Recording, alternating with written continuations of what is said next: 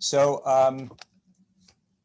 thank you. And to kick off the session, I will be talking to you today about developing a multidisciplinary brain metastasis clinic that we've set up at MD Anderson Cancer Center. I'll talk to you about the planning, implementation, and philosophy of that clinic, give you some of the results we've had, and hopefully by the end of this discussion, I will be able to convince you that this brain metastasis clinic has been an effective approach to enhance patient care and to further promote translational and clinical research. So just to sort of get started and to set the tone for the day, as you know, brain metastases are a significant problem in terms of magnitude. It's estimated that at least in the United States, there's approximately 200,000 patients each year with new brain metastases diagnosed. And up to 30%, so 1/3 of patients with stage 4 cancer will just develop brain metastasis. So it's a significant problem. And this problem is actually increasing as more and more patients are living longer due to the systemic therapies that they're receiving. As you know, in terms of incidence, lung cancer, which is the most common cancer, has the highest incidence of brain metastasis, followed by breast, melanoma, renal cell, and colon.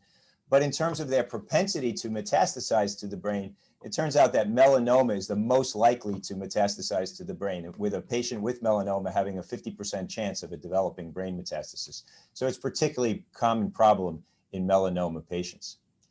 In addition to this being a large problem, it's also becoming an increasingly complex problem. There's a number of reasons for this. First, we're actually now, because we're doing screening MRIs, identifying patients with small asymptomatic lesions, and the question of how to treat these has really become to the forefront. In addition, many of the new systemic therapies have really led to better control of the primary disease. And there's this concept that the brain metastasis should sort of be just another bump in the road as the patient moves forward in their treatment therapy. In addition, the treatment options have really increased and really moved just beyond simple whole brain radiation therapy.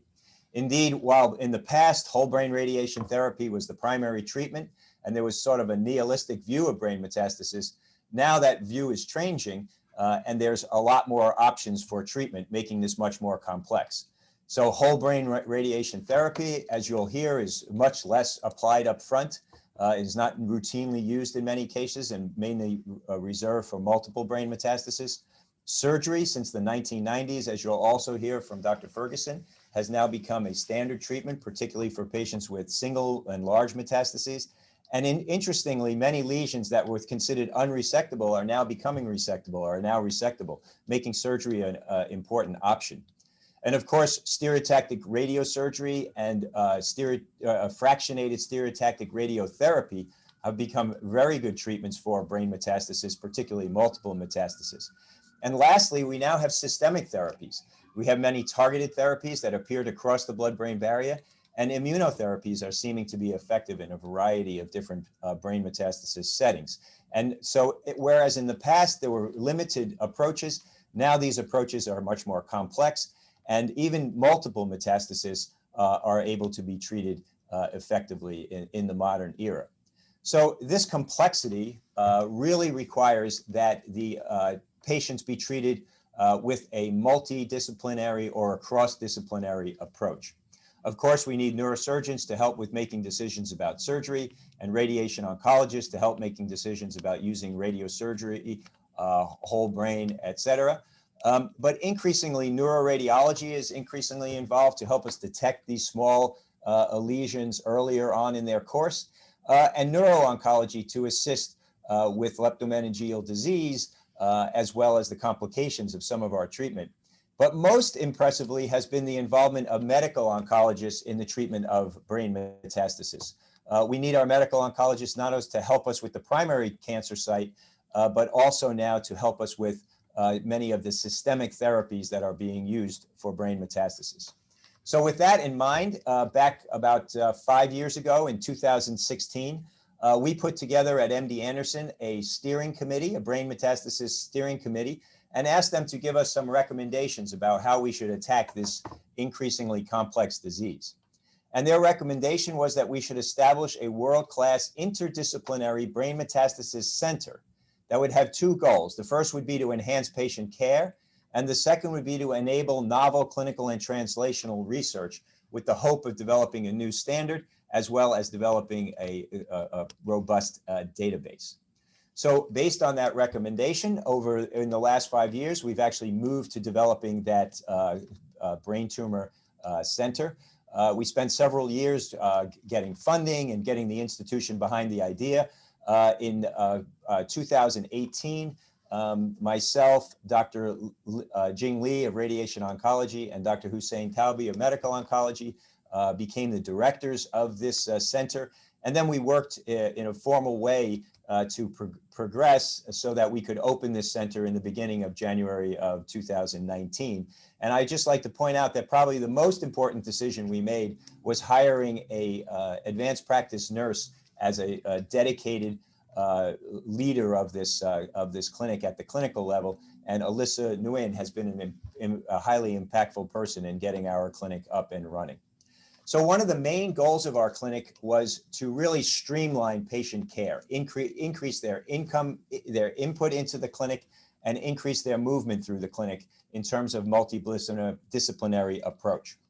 So we always prided ourselves at MD Anderson on being a multidisciplinary center. But before we started the clinic, I would say that the patients came and moved in what I would call a doctor-centric fashion.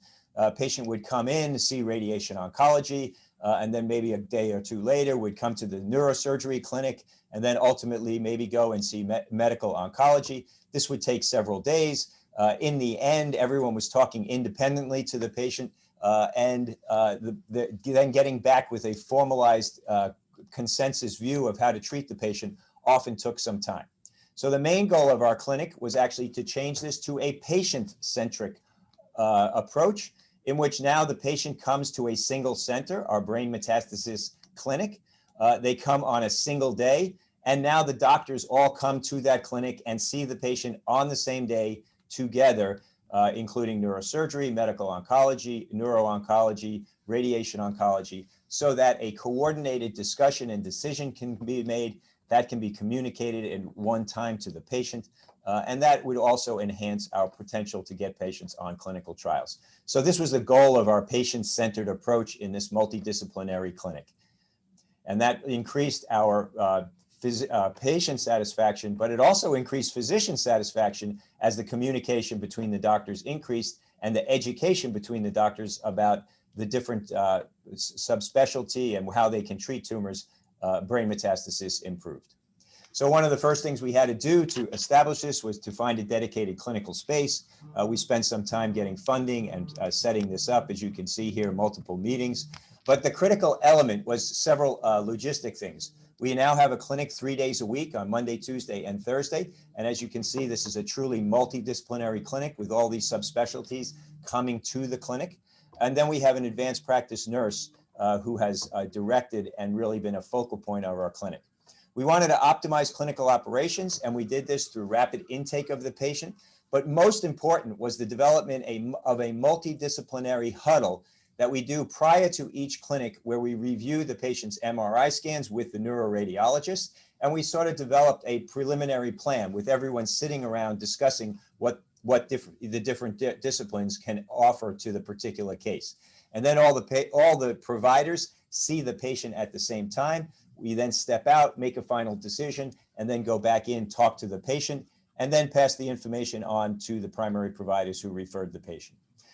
Our clinic actually went live in January 3rd, 2019. You can see here in this photo showing how the preliminary review, the sort of the huddle we call it, with the radiologist going over the films, and then all the subspecialty physicians here to make a decision about how to treat the patient. We first started just with melanoma. We then expanded up to breast, and now we include all patients with all different types of brain metastasis. We initially only took internal referrals from MD Anderson, but very quickly we started taking outside referrals, and we actually added a second APN in 2020. So this is now our current clinical team. You can see we have a large number of neurosurgeons, a large number of radiation oncologists. We have neuroradiology support, nursing support with our 2 APNs, neuro-oncology support, but most impressively has been the interest of our medical oncologists to specifically focus on brain metastasis. And we have medical oncologists from melanoma, breast, renal, lung, endocrine, and a whole group of investigational therapeutic medical oncologists who are involved in clinical trials. This has been a great success. In the approximately 2 years since we've started this, we've seen over 507 new patients or consults. As you can see, mostly melanoma, breast, lung, but a whole potpourri of different types of metastasis, as well as enrolling patients into clinical trial, which I'll tell you a little bit more about, as well as very high patient satisfaction and physician satisfaction based on some of our surveys. So the second element was to improve our research, and this clinic has now become actually a nidus for advancing our research. We've actually gone to the lab and developed new models. We have a biosuppository and a biospecimen element to our research.